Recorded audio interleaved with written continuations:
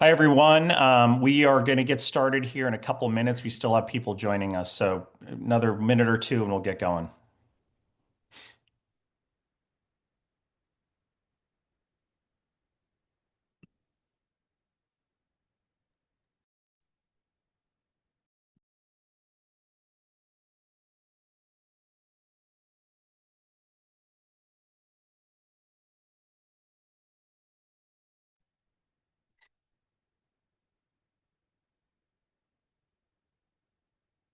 What time is it right now, UK time, Liam? Is it 4? Yeah, it's 4 p.m. here in the UK, so almost at the end of our day as you're all just starting. Yeah, it's 8 a.m. here on the West Coast. So the good news is I've had a proper coffee to get prepared for this session. Perfect. That's all we need. I've had four today, so I should probably stop. But I've got some water next to me to help go through.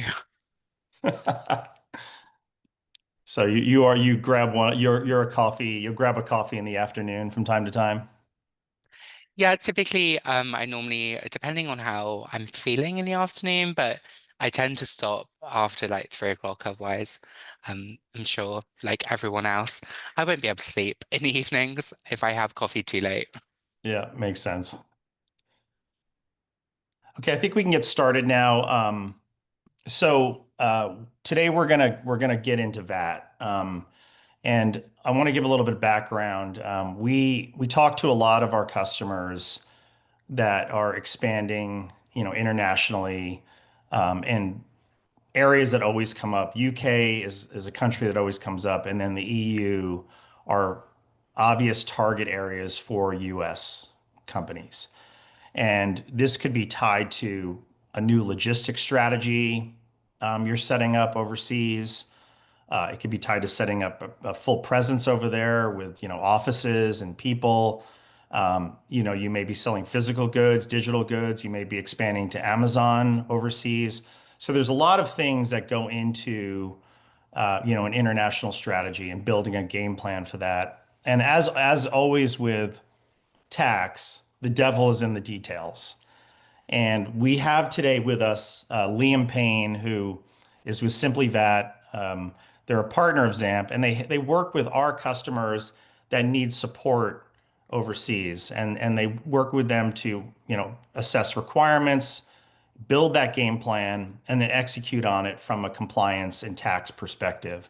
So I'm excited to have Liam here. He's going to dive into a lot of things on VAT. Think of it almost like a 101.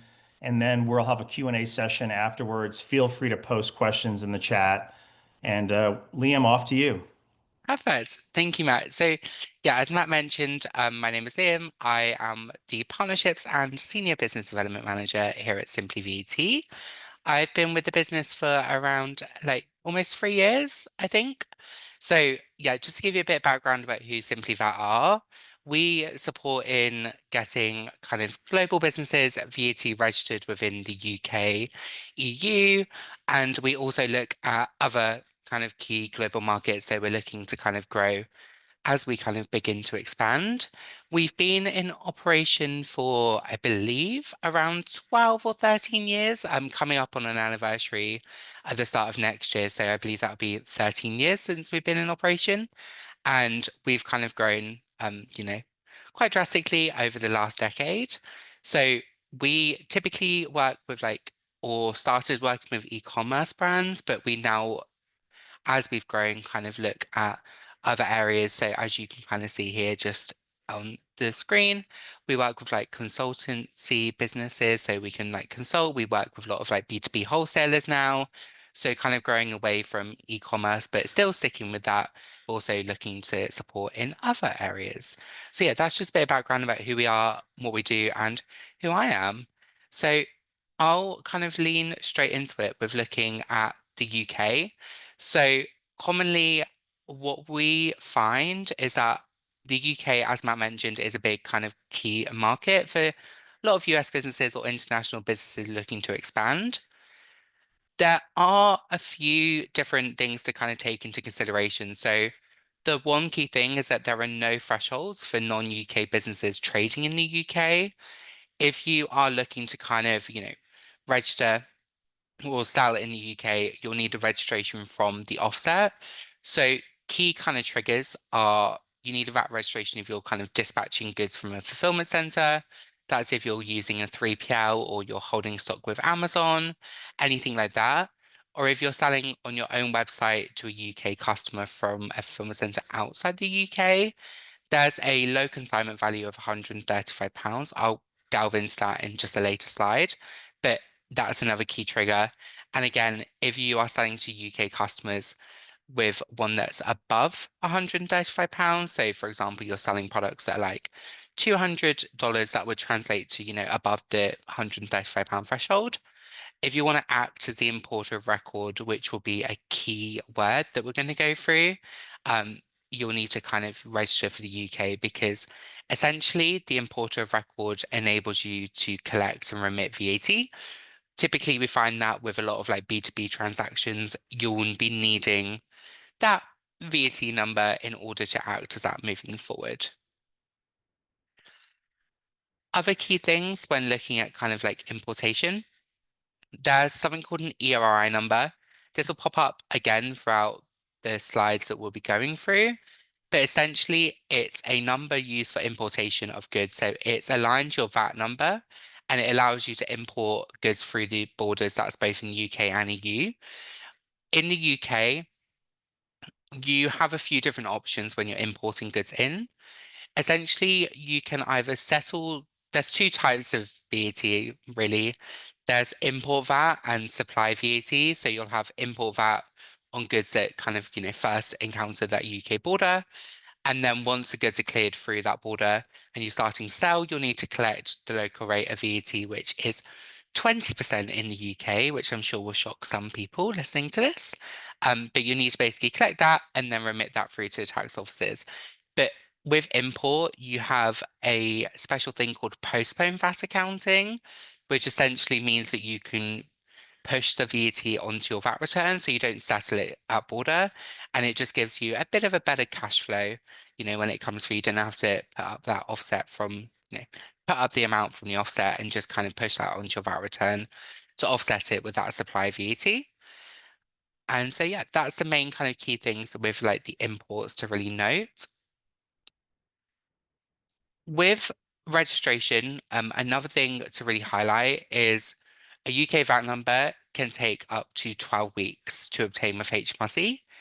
We typically do find that the time frame at the moment is around 8 to 12 weeks.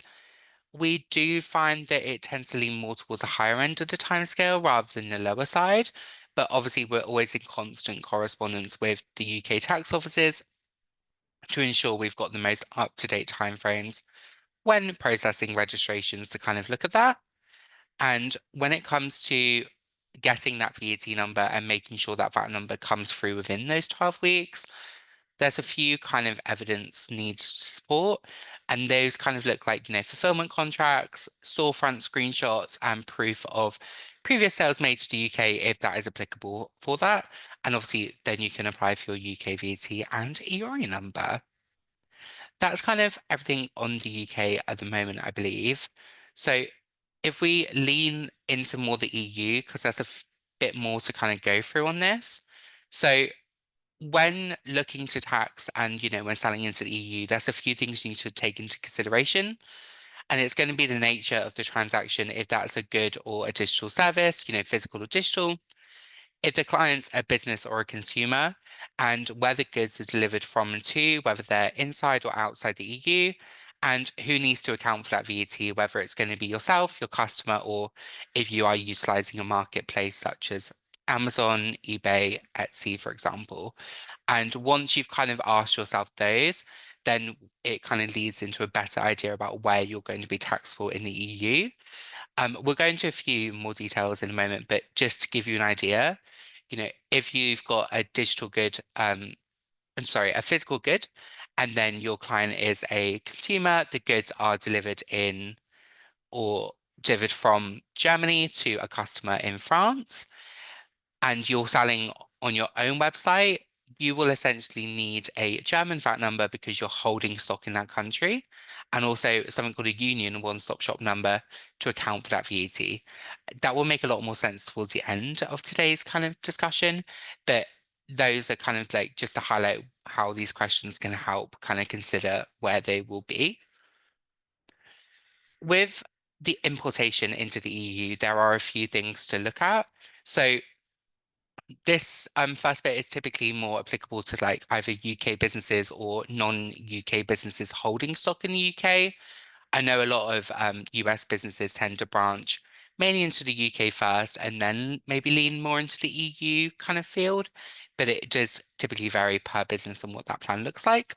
But since Brexit, there's now a hard border between the UK and the EU member states. So if you are kind of importing into the UK, clearing goods, paying import VAT and duties, if you are then re-importing those into the EU, you will have a second round of import VAT and duties to pay because the UK is no longer an EU member state. So, however, once they are cleared in the EU, they're then for like free circulation, so you can move them, store them, or sell them within the EU, dependent on obviously where you're VAT registered and what your plans are with those goods. And it's always the importer of record who is basically essentially liable for the clearance of customs. When you say they're free in circulation, Yeah. so they can be moved across any of the EU countries, or um, do they have to be VAT registered in, how do they move? hmm Like what freedom do they have to move to different countries within the EU? So that's a really good question because it essentially does depend on the setup of the client and how they are acting, what they're looking to do with those goods. But essentially, once the goods they say, I'm going to use a B2B supply for this example just because it's a bit more of a easier flow, I guess. But when you are, say, VAT registered in Germany and you are selling wholesale, for example, once your goods are cleared in Germany for customs, they no longer have any import VAT or duties to apply. So you can then sell those goods onwards from Germany to another member state, and no further import VAT or duties will be applicable. So you essentially only have to clear them at customs once rather than re-clearing them when they're throughout. So essentially, it's a bit of a tricky one because it doesn't mean you can hold them in any country because you have to be registered in the country where you're holding that stock. So you need a VAT number in, say, Germany if you're holding it in Germany, France if you're holding it in France. But they are kind of cleared in the sense that no import VAT or duties will apply on those ones, if that makes sense. Yeah, that does. Yeah, absolutely. It's interesting too. We have customers that have been using third parties that own they'll basically license with third parties that own all of the logistics, compliance, and so on. But with that service comes a pretty hefty fee in terms of the percentage of margin that they take. And so we've seen companies moving towards wanting to own the experience for customers and hmm looking to set up their own operations within the EU. So this is really interesting stuff. Yeah, it does all depend on like the flow. So if there's any kind of questions on, if anyone who is listening does have any questions on flow, obviously we will come towards those, I think, more towards the end. But feel free to pop them in because it might be some good examples to listen to anyone else that might be listening as well, Yeah, we've just got when some it comes to questions certain coming in questions. too, Liam. We can answer them at the end, or we can fire off right now. But we got a few questions coming in. Yeah, I mean, I'm happy if there's a question that's kind of relevant at the moment, I'm happy to answer that now, or we can Yeah. save them. So if I would like to hold stock in Germany, do I need a German VAT number even though I am in the EU based in Czech with a Czech VAT number? Yeah, that's a really good one because we do often see these from EU kind of clients that maybe come across. So essentially, any country where you hold stock, even if you are EU established, you will still require a VAT number in that member state. So you will require that VAT number in Germany. What you will, however, need to require in or acquire in the Czech Republic is essentially a OSS number, so a Union One-Stop Shop, which I'll go through a bit more detail in a moment, so I won't go too much into that right now, Sure. but you'll need to apply for that in Czech Republic, which allows you to, freely circulate those goods between member states. But yeah, that is a really good question because we do see that quite a lot. But the answer is you will need a German VAT number to hold stock, essentially, especially if it's with Amazon or, own website sales. Another question, how do I become the IOR? How do the IOR question? Yeah. So importer of record, you essentially need a VAT number and EORI number in the member state of where you're going to. So the importer of record, it's applicable for all sales, but typically we do see it more on like B2B wholesale because it depends on who is clearing the goods at customs, essentially. So if you are wanting to clear the goods at customs, you will need a VAT number in that member state where you're looking to clear those goods or hold the stock. But essentially, you should always be registered in the point of clearance. You can't, for example, clear the goods in France but not have a French VAT number because you can't use your German VAT number to clear goods in France, if that makes sense. Unless you are EU established, that's slightly different, because there's a few domestic rules that apply. But when it comes to like non-EU or, generally like UK, US sellers, you just need that VAT number where you're clearing those goods. Great. Perfect. So if we look at Yeah, there we go. The one-stop shop schemes. As we've kind of mentioned, there's a few different ones. We've got the union one-stop shop, the non-union one-stop shop, and the import one-stop shop. The ones we're going to mainly focus on today are going to be the union and the import, but I will briefly touch on the non-union one-stop shop as well. So the first one, which tend to find the most common when it comes to kind of non-EU sellers is the import one-stop shop. So essentially anyone can register for this. If you're EU established, you need to register for this in the country of establishment, but it is basically applicable to goods that are held outside the EU. Say, someone holding their goods in the US or UK or drop shipping from somewhere, into the EU and the goods are below 150 euros, you can register for the one-stop shop and the import one-stop shop to collect and remit VAT on that transaction, essentially meaning that you are avoiding having that hold up at customs for your client.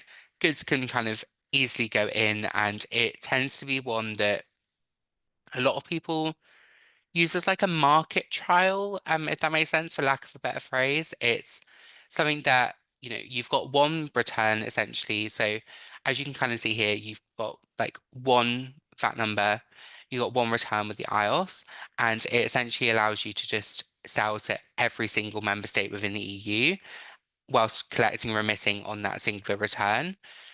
And you can see what markets tend to be the most popular through that return as well. You can see the sales in Germany if they're going to be more popular than, say, sales in Ireland, and it can really help build up to long-term planning when it comes to if you're wanting to hold stock in a country or, something similar like that as well.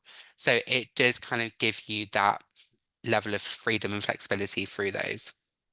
How often, what's the frequency of the returns? Is it based on volumes or is So it a standard schedule?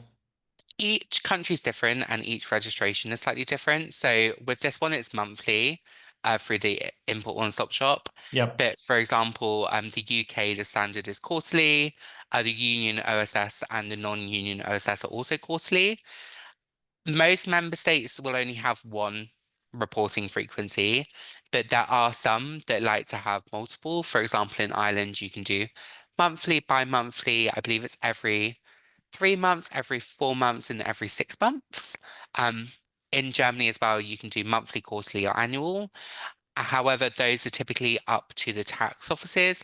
We don't necessarily have any oversight or input in the reporting frequency that you'll be on, but it is also loosely associated with turnover. So essentially in Germany, everyone gets put on monthly as standard, but typically we find a lot of Amazon sellers will essentially go down to annually because of the fact the turnover is minimal because the Amazon will act as the, merchant of record and deemed supplier on that transaction. Therefore, the client doesn't necessarily have any VAT to kind of put through to German tax offices. So the returns are just like, line items that are 0% VAT because the marketplace already remitted that VAT. Similar to how it works with Amazon, I believe, over in the US. I think they act and take account for sales tax in the US. So it reflects the same way for non-EU businesses in the EU as well. Right. So yeah, the other thing with the IOS, which I believe you may have seen on the previous slide as well, but just to really highlight it, it does have a threshold cap of 150 euros. So the IOSS is only eligible for direct consumer orders, goods below 150 euros in intrinsic consignment value. So it'll be a whole consignment and needs to basically cap out at 150 euros. So it's just in order to ensure that your order and supply is eligible, just monitoring that threshold and making sure it does, doesn't hit 150 euros or above to ensure that it can go through clearly with customs. Essentially, if it is above 150 euros and you're still wanting to collect VAT on those transactions, it will need to be, you need to have a VAT number in that member state where you're wanting to sell into. So yeah, just to really kind of go through again, it's more so about once you're registered for the into the IR scheme, you need to ensure that the VAT is charged at checkout and it is in the country where your consumer is located. In the EU, the VAT rates vary between 17 to 27%. So it is essentially just making sure you've got that correct amount of VAT calculated in the back end of checkout. You can do it quite easily in your Shopify store, WooCommerce stores, and also, customs stores. We can also do VAT rate checks if you're uncertain. We can kind of look at that. And another thing as well is that IOS consignments are exempt from VAT on import. So it's only the supply VAT that you'll need to kind of take into consideration here.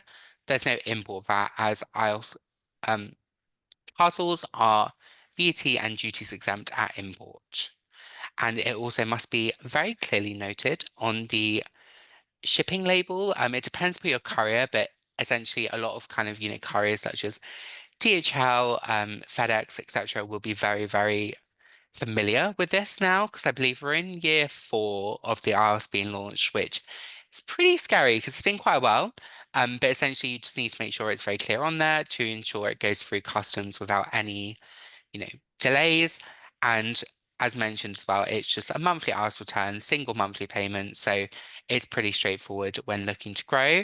And it does typically take around so it varies depending on the tax offices. Personally, through SimplyVAT, we route our IELTS supply through Ireland. So we are registered in Ireland to act as an intermediary, and it typically takes around 24 to 72 hours once we submit the application for it to be approved. But obviously that can vary depending on, the influx of applications at that time, but we don't see it taking longer than a week usually for those to be approved moving forward. And yeah, essentially just to really highlight what we've been speaking about, we've just got a quick very case study. So we've got like a UK established business here that are selling home decor on their website, products retail between 60 to £200 an item. So just looking at those kind of areas, looking at the free conditions for IOS, are the goods located outside the EU at point of sale? Are they sold to private individuals?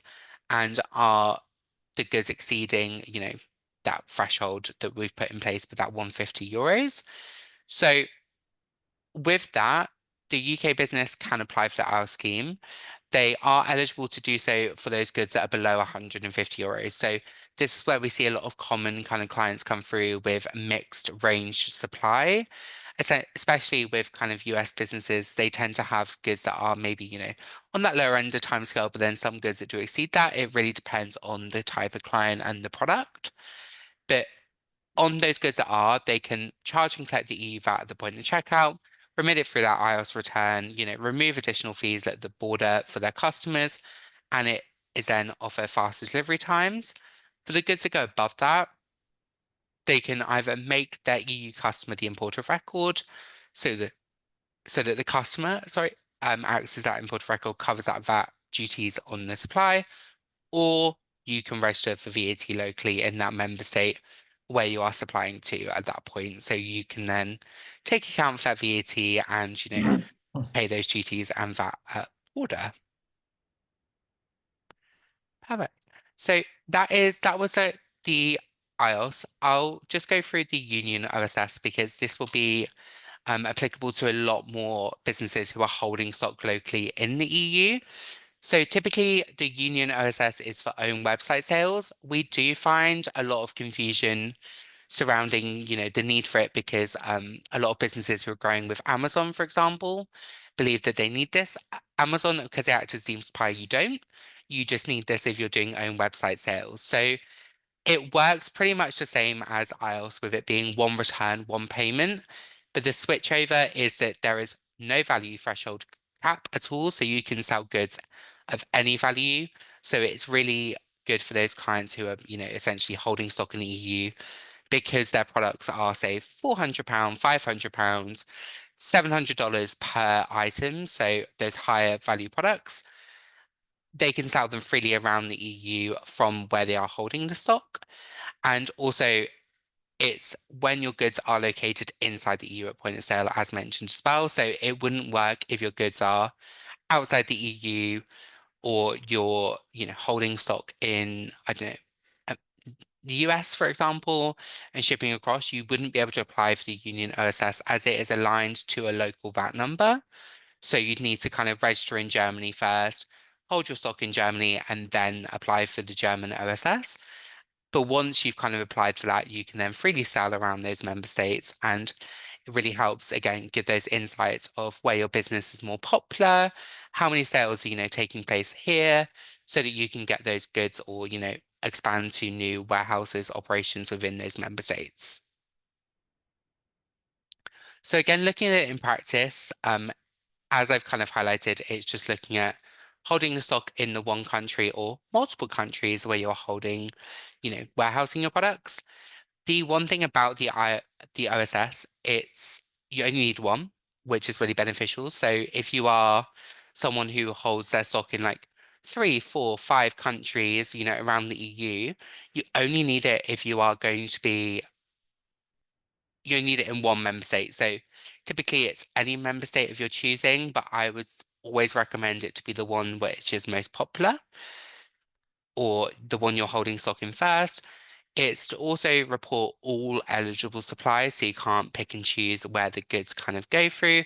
It's all for distance sales. It's one return, one payment, and the member state of the identification. So, for example, if you're holding the OSS in Germany or France, they will kind of split the owed VAT up into each individual country where you've sold into. And you must also keep your records for 10 years through the OSS. So you should be keeping sales data anyway, but through this, you do need to kind of hold it for that period. What is the reason? Is that the audit look back period, 10 years, or what's the reason for that? Yeah, so I believe it's more so to do with like audit. So if there was to be an audit issued, for example, in that member state, they do essentially ask you to give them any kind of sales records, etc. If you don't have those records, obviously, you there's different things that could happen, but worst case scenario, it could lead to, potentially prosecution, which obviously we don't want. So it's always good to kind of keep those records because just in Yeah. case anything happens, even if you see sales as well, you should always just keep those on file whilst your account is still being tied up in those countries, just to ensure that it, all goes through swimmingly and smoothly and no letters or fines are knocking at your door. Yeah, in the US, the look back period in most states is 7 years. If you're complying and reporting on time and everything, you're working. Usually it's 3 years they'll look back if they do audit you. And then there's Texas.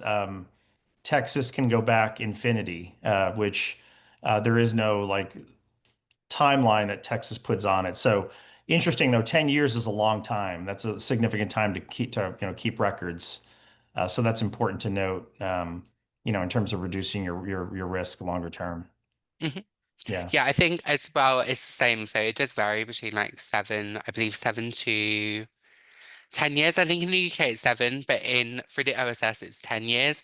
Each member state varies, but it does typically tend to be, yeah, 7 to 10 years for those records to be held when it comes to just in case there's any audit issued, which, you know, hopefully we don't get audited, but just in case there's that need there. And yeah, just to kind of look at it in practice, obviously with a case study, essentially, if we look again with like a UK established business, expanding their kind of business by holding goods in a German warehouse, they'll be bringing in the goods from Germany to the UK. So for that, they'll obviously need a German VAT number and a EORI number for the importation. And they'll also need to register for the OSS. With the German VAT number, that will need to be eligible for any local German sales. So any sales made in Germany and to reclaim any import VAT. For the OSS, that will be for any sales that are going to be going from Germany to another member state. So both of those will be triggered at that rate. And that is it. So that's kind of all the kind of slides that we had to go through. Um, I hope that was kind of helpful. Oh, it was great, Liam. Thank you. One question I have right out of the gate is, Zamp, obviously, we sell a SaaS service and software, Yeah. and we talked a lot about digital, physical goods, but on the digital Hmm. side, a lot of the companies that we'll sell to that are international will have US entities with addresses. So we'll base the sales tax off of where they're located. But there can be cases where a UK customer wants to use a UK address. Yeah. And so on. And I think this is a big thing for software companies. So how should we think about VAT as a software company or a SaaS provider? And then when does it become important to comply? Do you look at materiality in terms of volumes, or how do you Hmm. see that? So this is a really good question, and it really depends on who your customer is. So, for example, if they are a consumer, if it's in the UK, if the digital product is taxable, then they'll need a UK VAT number from the first supplier, similar to goods. In the EU, this is where that non-union OSS comes into play. So it's for TBE services. Now, that stands for televised broadcast and electronically supplied. That ranges from anything from a downloadable PDF to a course with no human interaction. There's basically a few different guidelines. Obviously, if anyone's unclear, please feel free to get in touch with myself directly. We can look at it further to kind of see if that's eligible. But that works similarly to the kind of OSS, but it's for digital services, and that's also from the first supply. For B2B, it's a bit more complex because it all depends on the type of service being delivered. But it's typically we find that the majority fall under something called a general supply of services, which means that no VAT is chargeable. However, it depends if there's like a physical goods, say if it's software, if it requires like a physical product to be sent to be installed, there may be a taxable element, but that's where it would need to be kind of delved into deeper. But yeah, it's a really good question because it's not as straightforward as kind of physical goods, but there's always different outputs for it, if that makes sense. Yeah, that's really helpful. We did have a couple follow-on questions. So this was first specific to the question on I'm in the EU and based in Czech with a Czech VAT number.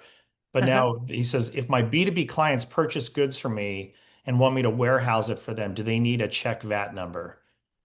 So if they purchase goods and then warehouse it.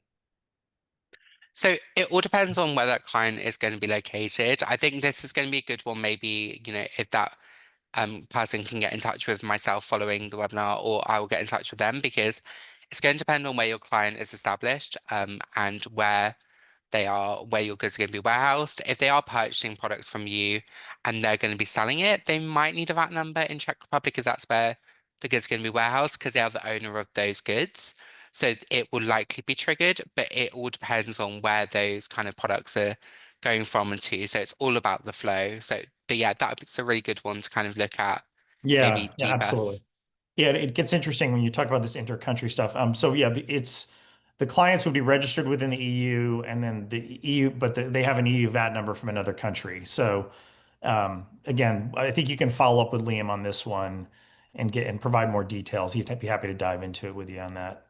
Um, then there was another question. Brands from US who are planning to expand, is there a preferred MS recommendation for us to hold stock, e.g., a strategic location for us to get the goods in and then move it around easily within the EU.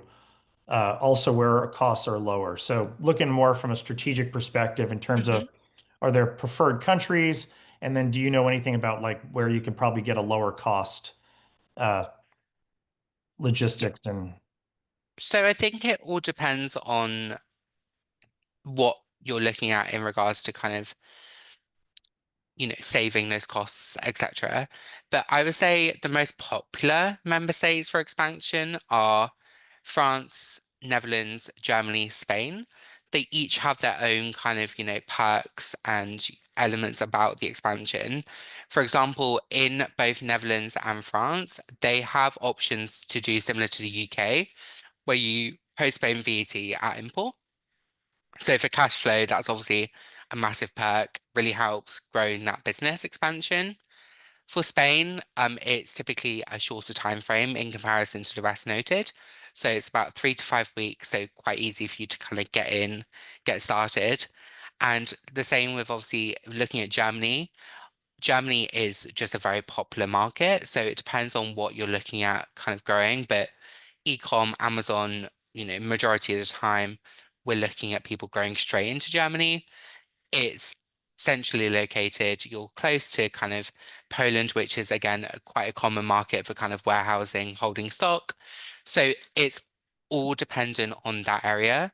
If you're looking at VAT rates, regarding kind of import costs, import VAT, etc., I would also be looking at maybe like Germany, that's a lower VAT rate, is 19%. But again, you can't postpone that import VAT, but you can postpone it if, say, France. France is slightly higher. I believe off the top of my head, it is 21%. Someone can correct me in the comments if I'm wrong.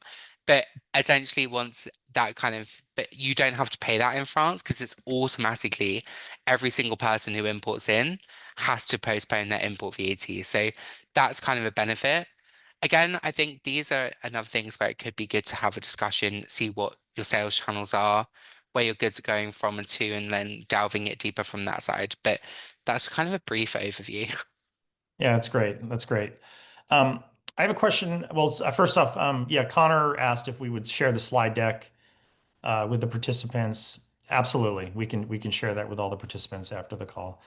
Um, so we work with companies that are growing fast. They're expanding product lines, sales channels, and territories where they sell. And sometimes compliance gets pushed to the back of the room where they delay it or they don't address it up front. Um, what would be your feedback and or advice to companies that maybe are in a little bit of a pickle and they need to get this addressed? What would be, how would you kind of see about going towards getting compliant, if you have some issues from the past? I would say looking at the past is always about just getting it sorted as quickly as possible and making sure that you are honest, open, and upfront with both the person supporting you, whether that be a tax agency or if you are handling that registration directly, going to be honest with the tax officers because they will know. They will find out, especially if they have been the ones to notify you. Unfortunately, we can't then look at, dating it with a different start date. It has to be done with the date of the first sale. And that should always be kind of the first step in becoming compliant is looking at the past, what have you sold? What have you done to, trigger this need? And then making a game plan from there. That's my like best advice when it comes to it because we have seen it historically in the past. Not necessarily for ourselves, but I've handled clients over the past 3 years who have made sales in kind of member states, haven't had, the VAT number. And then one day the goods got stopped at customs, and then they found out they've been selling for, a few years. They then got audited, letters of like warning to from the tax offices. So it's all about just making sure once it's done, just actioning it there and then rather than waiting for it to be delayed and then going from there. Great. That's great. So I don't think there's any more questions. Liam, I want to thank you for a fabulous and very informative session. Thank you. Really helpful. I suggest anyone on the session here, if you have questions, if you'd like to learn more about SimplyVAT, please reach out to them. I love the tagline, "We love VAT, so you don't have to." They're very Thanks. passionate about what they do, and they do great work for clients. So thank you very much, Liam, and have a great day, everyone. All right. Thank you for having me.